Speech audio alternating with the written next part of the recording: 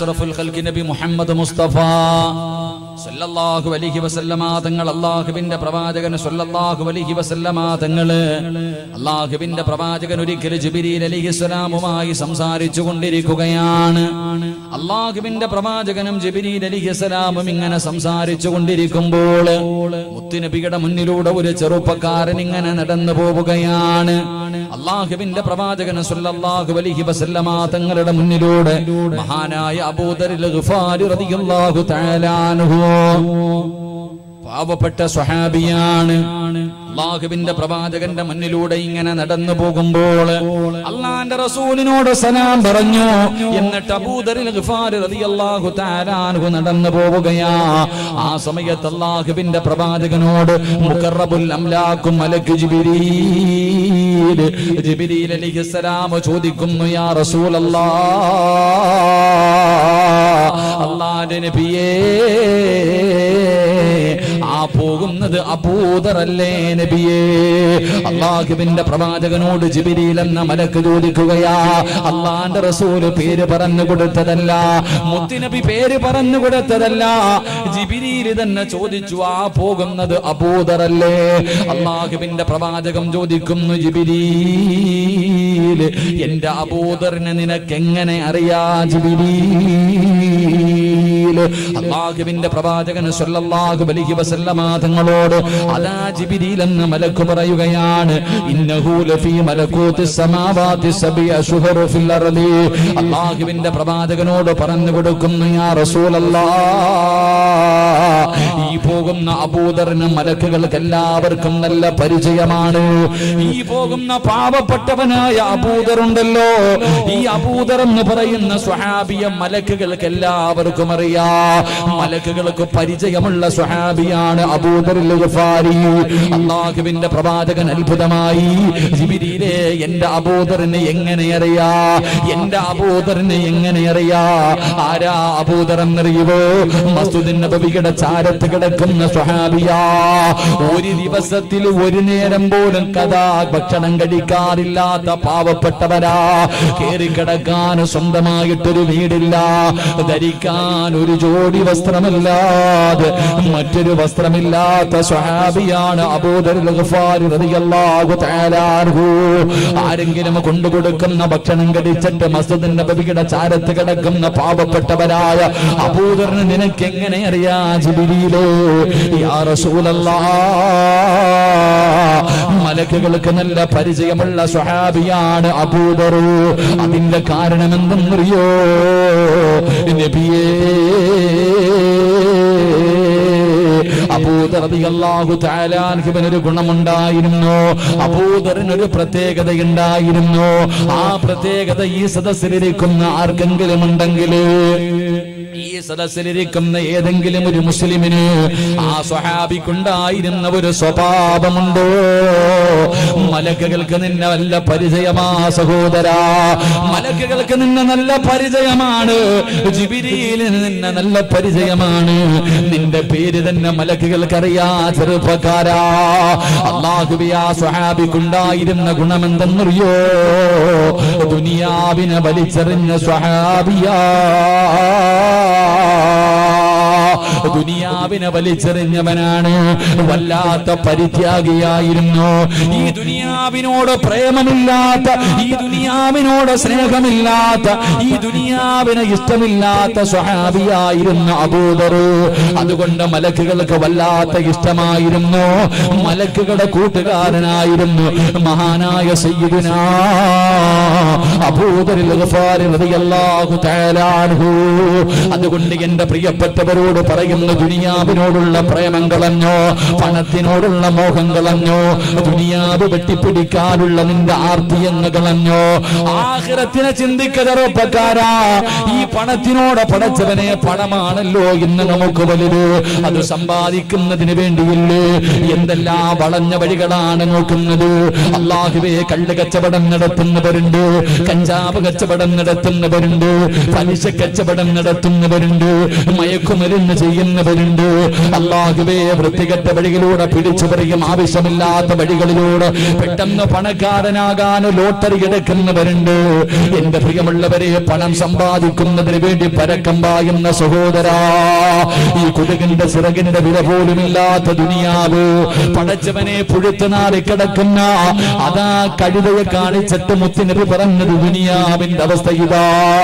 എന്റെ പ്രിയമുള്ളവരെ, ഞാനും നിങ്ങളും ഈ ദുനിയാവ് വെട്ടിപ്പിടിക്കാൻ, ഈ ദുനിയാവിൽ കൊട്ടാരങ്ങൾ പണിയാൻ, ഈ ദുനിയാവിലെ ചിലരുടെ ജീവിതം കണ്ടു കഴിഞ്ഞാൽ ചിലരുടെ ജീവിതം കണ്ട കോടികൾ കൊടുത്തിട്ട് ഭവനം കെട്ടുന്നവരുണ്ട്. മോനെ, നിന്റെ വാപ്പ പോയപ്പോ എന്താടാ ഈ ദുനിയാവിൽ നിന്ന് കൊണ്ടുപോയത്? ശരീരം മുഴുവനും സ്വർണ്ണാഭരണങ്ങൾ ഇട്ടുകൊണ്ട് നടന്ന നിന്റെ പ്രിയപ്പെട്ട മാതാവ് 3 കറ്റം വെള്ള തുണിയിൽ പൊതിഞ്ഞിട്ട് പള്ളിക്കാട്ടിൽ പോകുന്നത് കണ്ട ഉമ്മ, നിനക്കെങ്ങനെയാ പണത്തിനോട് ആർത്തിയുണ്ടാവുക?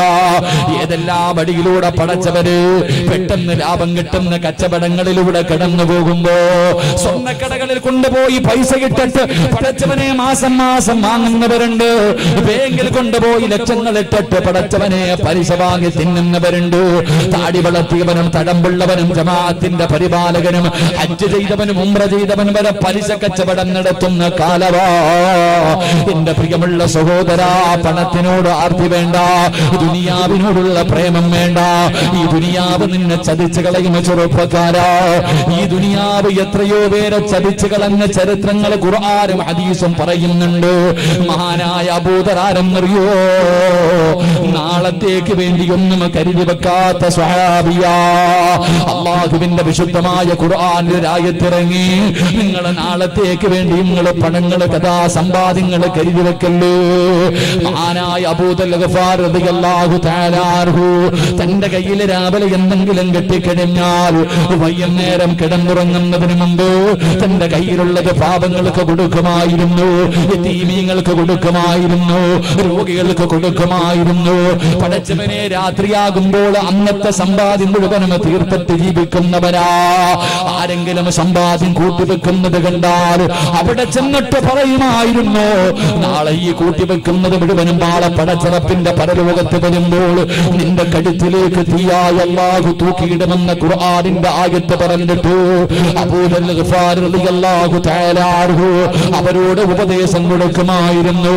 എന്റെ പ്രിയമുള്ള ചെറുപ്പക്കാരാ, പെട്ടെന്ന് പണക്കാരനാകാൻ വഴി തേടുന്ന യുവത്വേ, മഹാനായ അബൂദർ ഗഫാർ റളിയല്ലാഹു തആല അൻഹു അല്ലാഹുവേ, ഒരു യുദ്ധം നടക്കുന്ന രണാങ്കണത്തിൽ ഏറ്റവും അവസാനമാണ് വരുന്നത്, ഏറ്റവും അവസാനമാണ് വരുന്നത്. അല്ലാഹുവിന്റെ പ്രവാചകൻ ചോദിച്ച അബൂദറെ, ഏറ്റവും അവസാനമായി പോയോ? യമൂതു വഹദാ, അബൂദറെ നീ ഒറ്റയ്ക്കാ മരിക്കുന്നത്, നീ നാളെ പടച്ച റബ്ബിന്റെ പരലോകത്ത് വരുന്നത് ഒറ്റയ്ക്കാണ്. മുത്തുനബി അബൂദർ ഗഫാരിയോട് പറഞ്ഞ വാക്കാണ്. അവസാനം എന്റെ പ്രിയമുള്ളവര്, അല്ലാഹുവിന്റെ പ്രവാചകന്റെ മുന്നിൽ സ്വഹാബികളെ കടന്നു ചെന്നിട്ട് പറഞ്ഞു, യാ റസൂലല്ലാഹ്, ഞങ്ങളുടെ വീടുകളിലേക്ക് കടന്നു വന്നിട്ട് നാളത്തേക്ക് എന്തെങ്കിലും കരുതി വെച്ച് കഴിഞ്ഞാൽ അബൂദർ ഞങ്ങളോട് വഴക്ക് കൂടുന്നു നബിയേ. അല്ലാഹുവിന്റെ പ്രവാചകൻ അബൂദറിനെ വിളിച്ചിട്ട് ചോദിച്ചു, നീ എന്തിനാ ഇങ്ങനെ ചെയ്യുന്നത്? നബിയെ, അല്ല പറഞ്ഞത് അങ്ങനെയല്ലേ. റസൂലുള്ള ഒന്നും മിണ്ടിയില്ല. അവസാനം അബൂബക്കർ തങ്ങളുടെ കാലഘട്ടത്തിലും അബൂദർ അങ്ങനെ തന്നെ. ഉമർ ഇബ്നുൽ ഖത്താബിന്റെ കാലഘട്ടം വന്നപ്പോഴും പണം കൂട്ടിവെക്കുന്നവന്റെ വീട്ടിൽ പോയി വഴക്ക് കൂടുമായിരുന്നു. എന്തിനാ പാവങ്ങൾക്ക് കൊടുക്കാൻ, യതീമീങ്ങൾക്ക് കൊടുക്കാൻ, പടച്ചവനെ നാളത്തേക്ക് കരുതി വെക്കാൻ പാടില്ലെന്ന് പറയുമ്പോ മഹാനായ സയ്യിദുനാ ഉസ്മാൻ ഇബ്നു അഫ്ഫാൻ റളിയല്ലാഹു തആല അൻഹു അവിടുന്ന് രാജ്യം ഭരിക്കുമ്പോ എല്ലാവരും കൂടെ ഉസ്മാൻ തങ്ങളുടെ മുന്നിൽ വന്നിട്ട് അബൂദറിനെ കുറിച്ച് പരാതി പറയുകയാ. അവസാനം വഴിയില്ലാതെ അവിടുന്ന് നാട് കടത്തുകയാ. അബൂദർ റളിയല്ലാഹു തആല അൻഹു അവസാനം തന്റെ ഭാര്യയും മക്കളുമായി ഒറ്റയ്ക്ക് മരുഭൂമിയിൽ പോയി ജീവിക്കുകയാണ്. എന്റെ പ്രിയമുള്ളവരെ, അവസാനം അവിടുന്ന് മരണസമയം അടുത്തപ്പോ അബൂദർ റളിയല്ലാഹു തആല അൻഹുവിന്റെ മരണം അവിടെ നടക്കുമ്പോ തന്റെ പൊന്നാര മക്കളെ മുഴുവനും അടുത്തേക്ക് വിളിക്കുകയാണ്. തന്റെ എല്ലാ മക്കളെയും അടുത്ത് വിളിച്ചിരുത്തിയിട്ട് ആ അബൂദർ എന്ന് പറയുന്ന പിതാവ് പറഞ്ഞു കൊടുത്തത് എന്തെന്നറിയോ?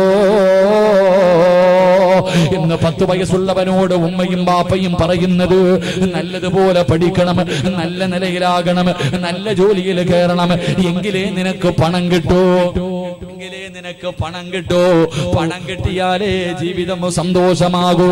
വളർന്നു വരുന്ന ചെറിയ കുഞ്ഞിനോട് പോലും പണത്തിനെ കുറിച്ച് പറഞ്ഞു കൊടുക്കുന്ന മാതാപിതാക്കളുടെ കാലവാ. പിന്നെ എങ്ങനാ നിന്റെ മക്കള് കള്ള് കച്ചവടം നടത്തുന്നത്, മയക്കുമരുന്ന് കച്ചവടം നടത്തിയിട്ട് പണക്കാരനാകാ? മക്കളെ കുറ്റം പറഞ്ഞിട്ട് കാര്യമില്ല. നീയാണ് പടച്ചവനെ നിന്റെ മക്കളെ പിഴപ്പിച്ചത്. ആ മക്കളുടെ ഹൃദയത്തിൽ പണത്തിനെ കുറിച്ചുള്ള ആർത്തി കൊടുത്തത് നിന്റെ ആർത്തിയാ. നീ കാരണമാ നിന്റെ മക്കള് പിഴച്ചുപോയത്.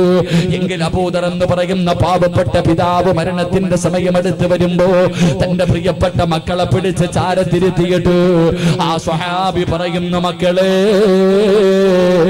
വാപ്പാനെ വെറുക്കല്ലേ, വാപ്പയോട് ദേഷ്യമുണ്ടോ മക്കള്? നിങ്ങൾക്ക് വേണ്ടി ഞാനൊന്നും കരുതി വെച്ചിട്ടില്ല, നിങ്ങൾക്ക് വേണ്ടി ഞാനൊന്നും കരുതി വെച്ചിട്ടില്ല. എല്ലാം എന്നെ കൊണ്ട് കഴിയുന്നത് പോലെ പാപങ്ങൾക്ക് കൊടുത്തു. കാരണം അല്ലയാ പറഞ്ഞത് റിസ്ക് തരുന്നതിന് പടച്ചവനാണ്, അല്ലാഹുവാണ് നമുക്ക് റിസ്ക് തരുന്നത്. അതുകൊണ്ട് നീ കാത്തു വെക്കണ്ട എന്ന് പടച്ചറബ് പറഞ്ഞത് കാരണം വാപ്പ ഒന്നും കരുതി വെച്ചിട്ടില്ല. അതുകൊണ്ട് അബൂദർ ഗഫാർ റളിയല്ലാഹു തആല അൻഹു തന്റെ മക്കളോട് പറയുന്നു, മക്കളെ വാപ്പാനോട് വാപ്പയോട് ദേഷ്യം കാണിക്കല്ലേ, വാപ്പാനെ ശപിക്കല്ലേ. മോനെ, വാപ്പയും മരിച്ചു പോയാൽ, വാപ്പ മരിച്ചു പോയാ മയ്യത്ത് പൊതിയാനുള്ള തുണി പോലും എന്റെ കയ്യിലില്ല മോനെ. ഒരു പിതാവ് മക്കളോട് പറഞ്ഞു കൊടുക്കുന്ന രംഗവാ. മോനെ, മരിച്ചാൽ ഈ വാപ്പ ഇന്ന് മരിച്ചാ ഈ വാപ്പയുടെ കഫൻ തുണി പോലും എന്റെ കയ്യിലില്ല, അത് വാങ്ങാനുള്ള പൈസയും എന്റെ കയ്യിലില്ല. അതുകൊണ്ട് മക്കളെ, വാപ്പ മരിച്ചു പോയാ വാപ്പയുടെ മയ്യത്ത് കുളിപ്പിച്ചിട്ട് നിങ്ങൾ ഈ വഴിയിൽ കൊണ്ടുപോയി എന്റെ ജനാസ വെച്ചിട്ട് കാത്തു നിൽക്കണം. അല്ലാഹുവിന്റെ കഅബാലയം കണ്ടിട്ട്, അല്ലാഹുവിന്റെ കഅബാലയത്തിൽ ഉംറയ്ക്ക് പോയിട്ട് തിരിച്ചു വരുന്നവരെ കണ്ടാൽ അവരോട് പറയണം, അല്ലാഹുവിന്റെ പ്രവാചകന്റെ സ്വഹാബിയുടെ ജനാസയാ, മയ്യത്ത് പുതിയ തുണിയില്ല, അതുകൊണ്ട് നിങ്ങളുടെ ഇഹ്റാമിന്റെ വസ്ത്രത്തിൽ എന്റെ ജനാസ പൊതിഞ്ഞിട്ട് കബറടക്കാ പറയണേ മക്കളെ. ഒരു വാപ്പ പറഞ്ഞു കൊടുക്കുന്ന രംഗവാ. അബൂദർ എന്ന് പറയുന്ന സ്വഹാബി പറയുകയാ, ഞാൻ മരിച്ചാ പൊതിയാറുള്ള തുണി എന്റെ കയ്യിലില്ല, വാങ്ങാനുള്ള പണവും എന്റെ കയ്യിലില്ല. അതുകൊണ്ട് മക്കളെ, ജനാസയെടുത്ത് വഴിയിൽ കൊണ്ടുവച്ചിട്ട് ഉംറ കഴിഞ്ഞ് മടങ്ങി വരുന്ന യാത്രക്കാരോട് പറയണം, പ്രവാചകന്റെ സ്വഹാബിയാ, അവിടത്തെ ജനാസ അതാ നിങ്ങളുടെ ഇഹ്റാമിന്റെ വസ്ത്രം കൊണ്ട് പൊതിഞ്ഞിട്ട് കബറടക്കാ പറയണമെന്ന് പറഞ്ഞു കൊടുക്കുമ്പോ അവസാനം അബൂദർ ഗഫാരി യാത്രയായി. അവിടുന്ന് ഭാര്യയും മക്കളും കൂടെ മയ്യത്ത് കുളിപ്പിച്ചു. എന്നിട്ട് ജനാസ എടുത്തുകൊണ്ട് മരുഭൂമിയിലെ വഴിയിൽ കൊണ്ടുവച്ചിട്ട് കാത്തു നിൽക്കുകയാണ്. അല്ലാഹുവിന്റെ പരിശുദ്ധമായ കഅബാലയത്തിൽ ഉംറയ്ക്ക് പോയിട്ട് തിരിച്ചു വരുന്നവ അതാ ഒരു യാത്ര സംഘം കടന്നു വരികയാണ്. അല്ലാഹുവേ, മക്കള് കരഞ്ഞുകൊണ്ട് പറയുന്നു, ഞങ്ങളുടെ പിതാവിന്റെ ജനാസയാ, മുത്തുനബിയുടെ സ്വഹാബിയാ, അതുകൊണ്ട് മയ്യത്ത് പുതിയ തുണിയില്ല, ഇഹ്റാമിന്റെ വസ്ത്രം കൊണ്ടേ ജനാസ പുതിയാവൂ എന്ന് ഞങ്ങളുടെ വാപ്പ വസിയത്ത് ചെയ്തിട്ടുണ്ട്.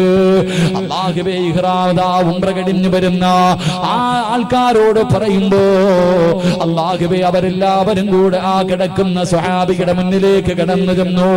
ആരാണെന്ന് നോക്കുമ്പോ സുബ്ഹാനല്ലാഹ്, സൽമാനുൽ ഫാരിസി റളിയല്ലാഹു തആല അൻഹു ആ കിടക്കുന്ന ജനാസ ആരുടെ ജനാസയാണെന്ന് നോക്കുമ്പോ മഹാനായ അബൂദറിൽ ഗഫാരി അവിടെ ഇരുന്നു കൊണ്ട് കൂടെ വന്നവരോട് പറഞ്ഞു സദഖ റസൂലുള്ളാഹ്, എന്റെ മുത്തുനബി പറഞ്ഞത് സത്യമോ? അല്ലാഹുവേ പടച്ചവനെ, അവസാനം അവിടെ ഇഹ്റാമിന്റെ വസ്ത്രത്തിലെ ജനാസ പൊതിഞ്ഞു. എന്നിട്ട് കബറ് കുടിച്ചു. ആരാരുമില്ലാത്ത ആ മരുഭൂമിയിൽ അവിടെ നിന്ന് ജനാസ കബറടക്കുകയാ. എന്റെ പ്രിയമുള്ളവരെ, ഇങ്ങനെ ജീവിച്ചത് കൊണ്ടാണ് ആ സ്വഹാബിയ മലക്കുകൾ കൂട്ടുകാരാക്കി തെരഞ്ഞെടുത്തത്. പക്ഷേ അങ്ങനെ ഒരു ഗുണം നമുക്കില്ലല്ലോ. നമുക്ക് ദുനിയാവ് മതിയല്ലോ, നമുക്ക് പണം മതിയല്ലോ. അല്ലാഹനെ മറന്നു പോകുന്നവരല്ലേ? പള്ളിയുടെ മിനാരത്തിൽ നിന്ന് ഓരോ ദിവസം 5 നേരം ബാങ്ക് വിളിക്കും. ഹയ്യ അലസ് സ്വലാഹ്, ഹയ്യ അലൽ ഫലാഹ്. അല്ലാഹുവിന്റെ പള്ളിയുടെ മിനാരത്തിൽ നിന്ന് 5 നേരം ബാങ്ക് വിളിച്ചു. ഈ റോഡിൽ പള്ളിയുടെ ചാരത്താ നിന്റെ കടയിരിക്കുന്നത്. നീ കടയിലിരുന്ന് കച്ചവടം നടത്തിക്കൊണ്ടിരിക്കുകയാണ്. അപ്പോഴാണ് ബാങ്ക് വിളിച്ചത്. നീ അപ്പോഴും പള്ളിക്ക് പോകാതെ വീടിന്റെ കടയ്ക്കകത്തിരിക്കുകയാണ്. അവസാനം നിന്റെ കണ്ണിന്റെ മുന്നിലൂടെ പ്രായമുള്ള രോഗം പിടിച്ച വാപ്പമാര് നടന്ന് പള്ളിയിൽ പോകുന്നത് കണ്ടു പോകുന്നില്ല. അല്ലാഹുവേ, പള്ളിയിൽ കാമത്ത് കൊടുത്തു. നമസ്കാരം തുടങ്ങിയതിന്റെ ശബ്ദം നിന്റെ കടയിലിരുന്നാലും കേൾക്കാ, എന്നാലും പോകൂല. കാരണം നിനക്ക് കച്ചവടമാണ് വേണ്ടത്, നിനക്ക് പണമാണ് വേണ്ടത്, നിനക്ക് ദുനിയാവാണ് വേണ്ടത്. മോനെ, അല്ലാഹനെ മറന്നുകൊണ്ട് കച്ചവടം നടത്തുന്ന ചെറുപ്പക്കാരാ, അല്ലാഹ് പറഞ്ഞത് എന്തെന്നറിയോ? ലഇൻ ശകർതും ലഅസീദന്നകും വലഇൻ കഫർതും ഇന്ന അദാബി ലശദീദ്. അല്ലാഹ് പറയുകയാ, കട തന്നത് ഞാനാടാ, കച്ചവടം തന്നത് ഞാനാടാ, പണം തന്നത് ഞാനാടാ. ഈ തന്ന എനിക്കിതെല്ലാം എടുത്തു മാറ്റാനും കഴിവുണ്ട്. അതുകൊണ്ട് പടച്ചറപ്പിനെ മറന്നിട്ട് കച്ചവടം നടത്തുന്ന കച്ചവടക്കാരാ, എല്ലാം നഷ്ടപ്പെടുമടാ. തന്ന അല്ലാഹയതല്ല തിരിച്ചടക്കും, തന്ന അല്ലാഹയതല്ല തിരിച്ചടക്കുമെന്ന് ഖുർആനാ പറഞ്ഞത്. അതുകൊണ്ട് എന്റെ പ്രിയപ്പെട്ടവരോട് പറയുകയാ, ദുനിയാവിനെ വലിച്ചെറിഞ്ഞോ, വെട്ടിപ്പിടിക്കാൻ ഓടണ്ട, ദുനിയാവിന്റെ പുറകെ ഓടണ്ട. പണത്തിനോടുള്ള ആർത്തി വേണ്ട പെങ്ങള്, പെട്ടെന്ന് പണക്കാരിയാകണ്ട. മുത്തുനബി പറഞ്ഞതെന്തെന്നറിയോ?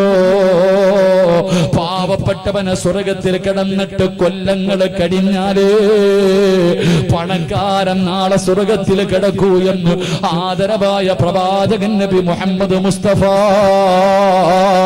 സല്ലല്ലാഹു അലൈഹി വസല്ലമ തങ്ങൾ പറയുകയാ, 1,24,000 പരം വരുന്ന അംബിയാ മുർസലീങ്ങളുണ്ടല്ലോ, പ്രവാചകന്മാരുണ്ടല്ലോ.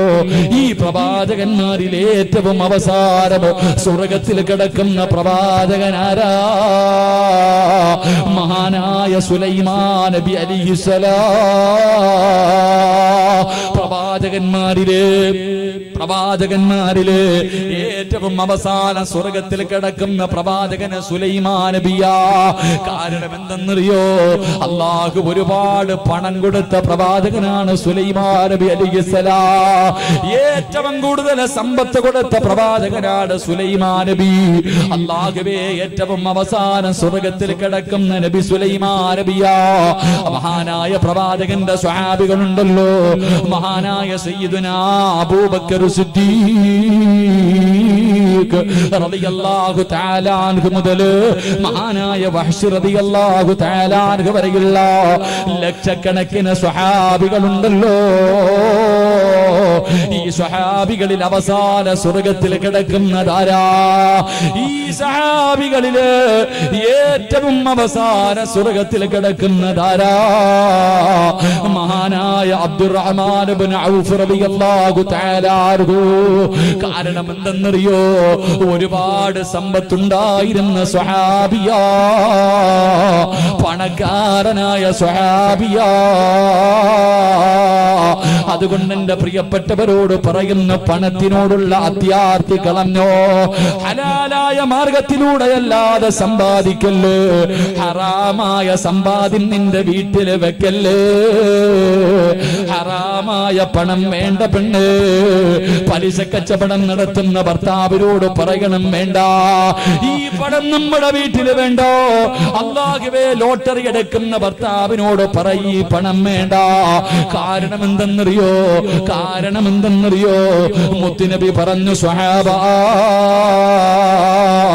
രണ്ട് പാവങ്ങൾ ആരെങ്കിലും ചെയ്താൽ അവരുടെ ആയുസ് കുറയുമെന്ന് നബി മുഹമ്മദ് മുസ്തഫ. നബി മുഹമ്മദ് മുസ്തഫ ഏറ്റവും അവസാനം സ്വർഗത്തിൽ കിടക്കുന്ന പ്രവാചക സുലൈമാൻ നബി. സ്വഹാബികളിൽ ഏറ്റവും അവസാനം സ്വർഗത്തിൽ കിടക്കുന്ന സ്വഹാബി അബ്ദുറഹ്മാൻ ബിൻ ഔഫ് റളിയല്ലാഹു തആല അൻഹു. കാരണം രണ്ടുപേരും പണക്കാരായിരുന്നു, പണം കൂടുതലുള്ളവരായിരുന്നു. അതുകൊണ്ട് പാവപ്പെട്ടവൻ സ്വർഗത്തിൽ കടന്നു കൊല്ലങ്ങൾ കഴിഞ്ഞാലേ പണക്കാരൻ സ്വർഗം കാണൂ എന്ന് നബി മുഹമ്മദ് മുസ്തഫ. ഉറക്കെ നബി മുഹമ്മദ് മുസ്തഫ സല്ലല്ലാഹു അലൈഹി വസല്ലം. എന്റെ പ്രിയമുള്ളവരെ, പണം ഉണ്ടാക്കാൻ വേണ്ടി ഓടണ്ട. ഞാൻ നിങ്ങളോടൊക്കെ പറയുന്നത്, എന്താ പലിശ കച്ചവടത്തിൽ നടത്തുന്ന നിന്റെ കെട്ടിയവനില്ല, ലോട്ടറി അല്ലോ നിസ്കരിക്കുമ്പോഴും പള്ളിയുടെ ഫസ്റ്റ് സഫിലാ നിൽക്കണേ. ഇമാമ് ദിക്റ് പറയാൻ തിരിഞ്ഞിരിക്കുമ്പോ കാണാം, അല്ലോ കാരുണ്യ പോക്കറ്റിരിക്ക ലോട്ടറി നിസ്കരിക്കും. 1 കോടി 1 കോടി 1 കോടി 1 കോടി 1 കോടി നീ പണത്തിന്റെ പുറകെ പൊക്കോ. അല്ലാഹുവിന്റെ റസൂല് പറയാ, മോനെ, നിന്റെ ആയുസ് അല്ലാഹു കുറച്ചു കളയുമെന്ന് നബി മുഹമ്മദ് മുസ്തഫ. ഹറാമായ പണം ഏത് വീട്ടിലുണ്ടോ? ഈ നാട്ടിലെ ഏതെങ്കിലും പലിശക്കാരൻ ജീവിച്ചിരിപ്പുണ്ടോ? പോകും, നേരത്തെ കാലത്തെ പള്ളിക്കാട്ടിപ്പ് കളയും. ഞാൻ നിന്നോട് പറയാം, കെട്ടിയവന്റെ അടുക്ക് പണത്തിന് വേണ്ടി നീ ബഹളമൊന്നും വെക്കണ്ട. ഹറാമായി അള്ളാന്റെ റസൂല് പറഞ്ഞു, ഒരു പെണ്ണിന് സ്വർഗത്തിൽ ഒരു കൊട്ടാരം. റസൂലുള്ള ഒരു പെണ്ണിനെ കാണിച്ചിട്ട് പറഞ്ഞു, ആ പോകുന്ന പെണ്ണ് സ്വർഗത്തിലാണെന്ന്. എല്ലാ പെണ്ണുങ്ങളും കൂടെ ചോദിച്ചു, എന്തേ നബിയെ? പോയി ചോദിക്കാൻ പറഞ്ഞ പെണ്ണിനോട് പോയി ചോദിച്ചു, പെണ്ണെ, നീ സ്വർഗത്തിലാണെന്ന് മുത്തുനബി പറഞ്ഞു. എന്താ ജീവിതത്തിൽ ചെയ്യണേ? ഒന്നുമില്ല, നിസ്കാരം സാധാരണ അമല് തന്നെ. അല്ല, നീ പ്രത്യേകമായിട്ട് എന്തെങ്കിലും ചെയ്യൂ? പറഞ്ഞു, രാവിലെ വിറക് വെട്ടാൻ പോകുന്ന എന്റെ ഭർത്താവിനോട് ഞാൻ പറയും, ഹറാം ഒന്നും കൊണ്ട് ഇങ്ങോട്ട് വരരുത്. രാവിലെ ജോലിക്ക് പോകുന്ന ഭർത്താവിന്റെ കൈ പിടിച്ചിട്ട്, ഇക്കാ, ഹറാമായ പൈസയും ഭക്ഷണവുമായിട്ട് ഈ വീട്ടിലേക്ക് വരരുത് എന്ന് പറയുന്ന പെണ്ണിന് സ്വർഗമുണ്ടെന്ന് നബി മുഹമ്മദ് മുസ്തഫ സല്ലല്ലാഹു അലൈഹി വസല്ലം. ഇന്ന് നിന്റെ പെണ്ണുമ്പിള്ള പറയുന്നത് എന്താ? യവനെ കൊന്നിട്ടാണെങ്കിലും കുഴപ്പമില്ല, പൈസ ആയിട്ട് വന്നാൽ മതി. ഇതാ പെണ്ണ്. രാവിലെ ജോലിക്ക് പോകുന്ന ഭർത്താവിനോട് പറഞ്ഞാൽ തന്നെ, ഭർത്താവ് പലിശ കച്ചവടം നടത്തുമ്പോ നീ എണ്ണി അലമാരി വെക്കുന്നവളാണെങ്കിൽ നീ സൂക്ഷിച്ചോ, ഈ മനുഷ്യന്റെ മയ്യത്ത് നീ എത്രയും പെട്ടെന്ന് കാണുമെന്ന് നബി മുഹമ്മദ് മുസ്തഫ. നീ വിധവയായി പോകും, നിന്റെ മക്കൾ എത്തിയുമായി പോകും, അല്ല നിന്റെ കെട്ടിയവന്റെ ആയുസ് വെട്ടിച്ചുരുക്കും. അള്ളാഹു കാത്തിരക്ഷിക്കുമാറാകട്ടെ. അതുകൊണ്ട് സഹോദര, പണത്തിനോടും ആഗ്രഹം, ദുനിയാവിനോടുള്ള മോഹം കളഞ്ഞോ. നീ ഇതിനെ വലിച്ചെറിഞ്ഞു നോക്ക്, നിന്റെ പുറകെ വരും. എന്റെ പ്രിയമുള്ളവരെ, മഹാനായ പ്രവാചകൻ സല്ലല്ലാഹു അലൈഹി വസല്ലമ തങ്ങൾ പറഞ്ഞു, 4 കാര്യങ്ങൾ ആരെങ്കിലും ജീവിതത്തിൽ സൂക്ഷിച്ച മരിക്കുന്ന കാലം വരെ അള്ളാഹു നിനക്ക് ദാരിദ്ര്യം തരില്ല എന്ന് നബി മുഹമ്മദ് മുസ്തഫ സല്ലല്ലാഹു അലൈഹി വസല്ലം. നിനക്ക് പേടി, മക്കളെ എങ്ങനെ കെട്ടിക്കും, വീട് എങ്ങനെ വെക്കും? അല്ലോ, നിന്റെ ചിന്ത ഏതാ? മക്കളെ എങ്ങനെ കെട്ടിക്കും? പറയണ കേട്ടാ നീയാ കെട്ടിക്കുന്നേ അല്ലേ? ഓ, എങ്ങനാ ഉസ്താദെ വീടില്ലാതെ പെണ്ണ് കെട്ടുന്നേ? പല ചെറുപ്പക്കാർ വീടില്ലാതെ എങ്ങനെ ഉസ്താദെ? പേട, നിന്റെ വാപ്പ വീടുണ്ടായിട്ടാ കെട്ടിയേ? നിന്റെ വാപ്പ വീടുണ്ട്, നിന്റെ അത്ത വീട് വെച്ചിട്ടാ പെണ്ണ് കെട്ടിയേ? ജീവിച്ചില്ലേ 5-6 മക്കളുമായിട്ട് സന്തോഷത്തോടെ? ഓ, നീയാ പറയണ വീടില്ലാതെ കെട്ടി, ജോലി ഇല്ലാതെ കെട്ടിയ? ഓ, ഗൾഫുകാരന് മാത്രമേ കെട്ടിച്ചു കൊടുക്കത്തുള്ളൂ മോളെ, കന്ന് കച്ചവടക്കാരനായി വേണ്ട അല്ലേ?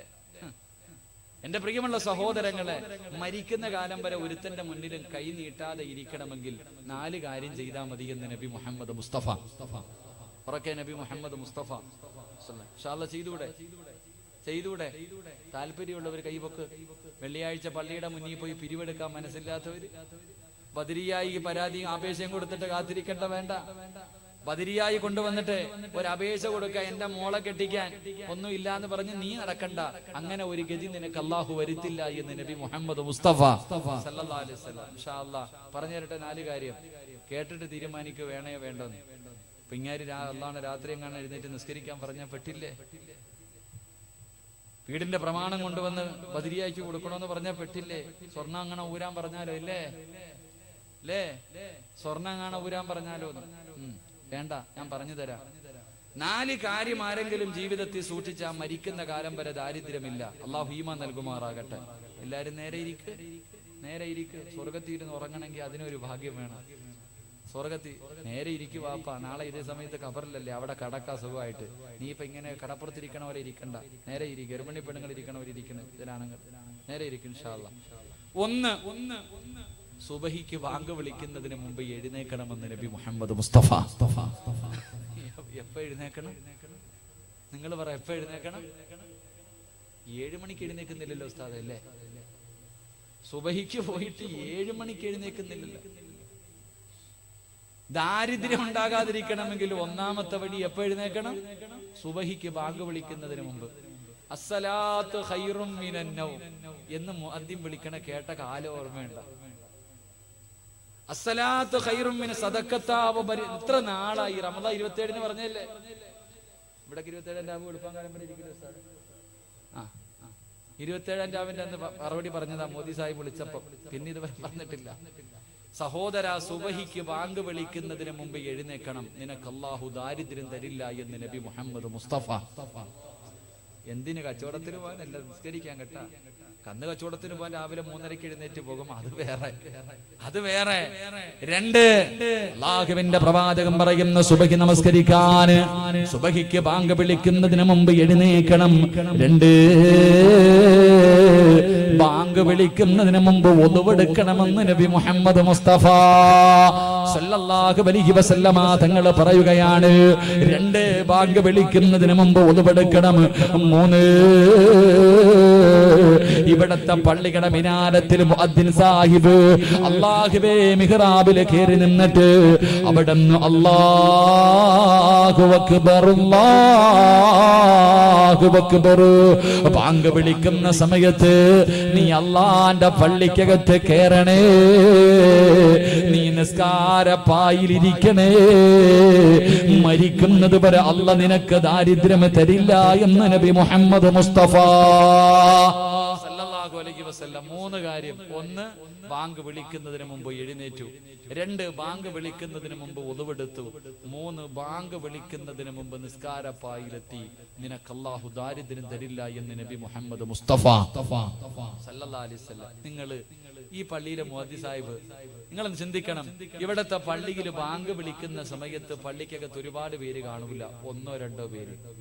സുബഹിക്ക് ബാങ്ക് വിളിക്കുമ്പോ പള്ളിക്കകത്തിരിക്കുന്ന വാപ്പാന്റെ അടുത്തിട്ട് പോയി ചോദിക്കണം, വാപ്പ GST വല്ലതും ഉണ്ടോ? അയാൾക്ക് അറിയത്തില്ല. നോട്ട് നിരോധനം അറിയത്തില്ല.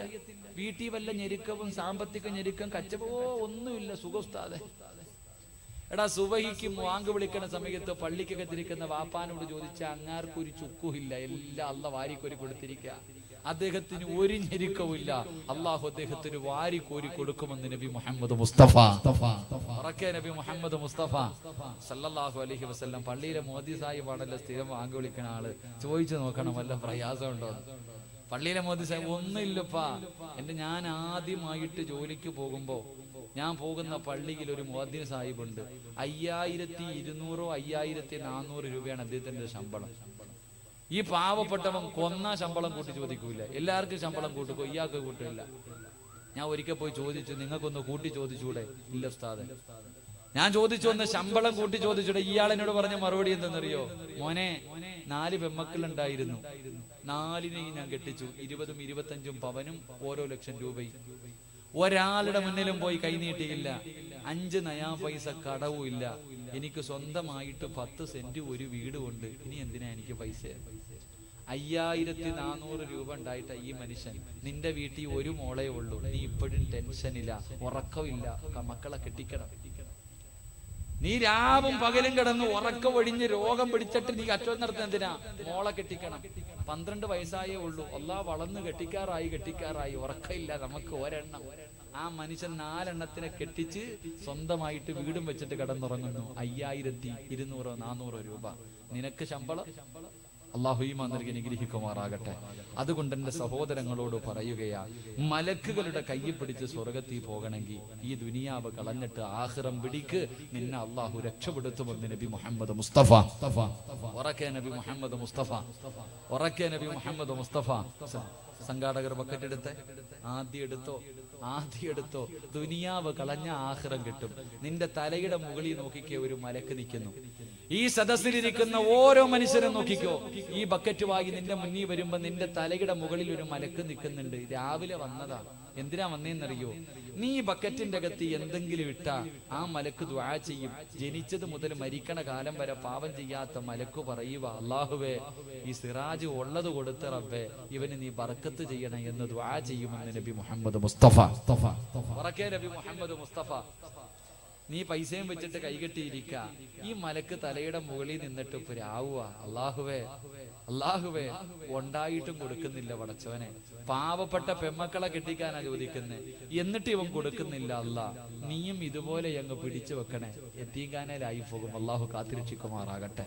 വെറുതെ ബിസ്മില്ല, വെറുതെ ചോദിച്ചു വാങ്ങരുത്. മനസ്സറിഞ്ഞിട്ടൊരു സദക്കയിട്ടോ. നഷ്ടം വേണ്ട. ആരെങ്കിലും മനസ്സറിഞ്ഞുകൊണ്ട് നിന്റെ കയ്യിലിരിക്കുന്ന ഒരു 10 രൂപയെങ്കിലും അല്ലാഹുവേ നീ ഇതിനകത്തേക്ക് എടുത്ത് സദക്കയിട്ടാൽ നിന്റെ പണം അല്ലാഹുവിന് വേണ്ട. അല്ലാഹുവിന്റെ റസൂല് പറഞ്ഞു, അസ്സദഖത്തു റത്തുൽ ബലാ, സദക്ക വിപത്തുകളെ തട്ടിമാറ്റുമെന്ന് നബി മുഹമ്മദ് മുസ്തഫ. ക്യാൻസർ എന്ന് പറയുന്ന രോഗം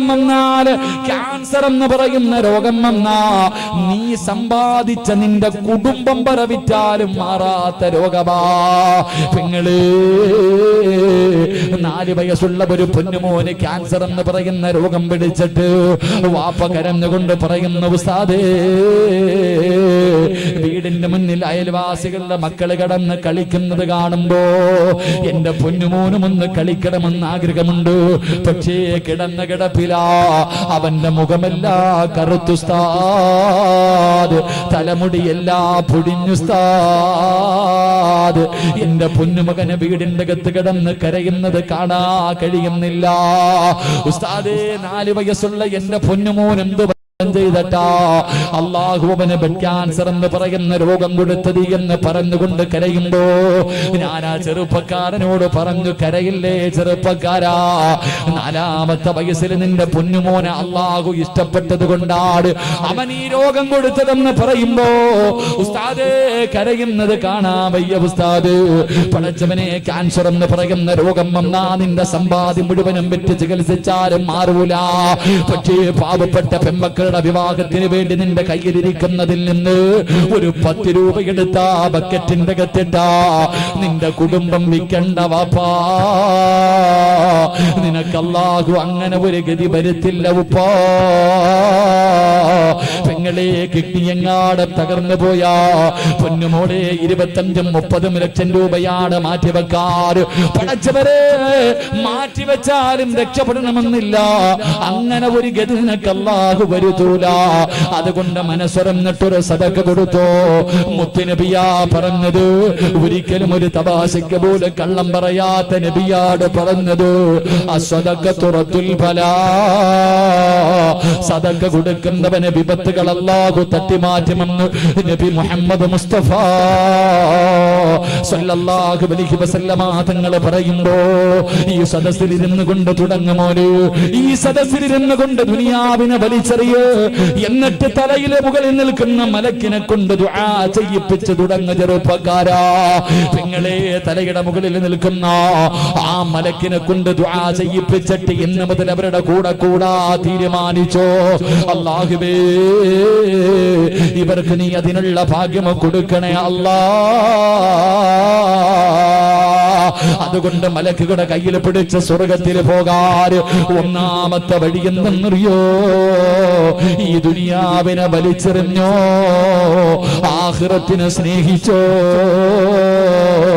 മലക്കുകളുടെ കയ്യിൽ പിടിച്ച സ്വർഗത്തിൽ പോകാൻ കഴിയുമെന്ന് ആദരവായ പ്രവാചകൻ നബി മുഹമ്മദ് മുസ്തഫ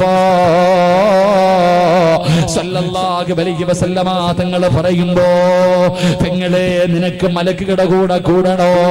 രണ്ടാമത്തെ കാര്യം എന്തെന്നറിയുമോ? അല്ലാഹുവിന്റെ പ്രവാചകൻ സല്ലല്ലാഹു അലൈഹി വസല്ലമ തങ്ങൾ പടച്ചുറപ്പിന്റെ അനുഗ്രഹങ്ങൾ കൊണ്ട് നിറച്ച സ്വർഗത്തിലൂടെ നടന്നു പോവുകയാണ്.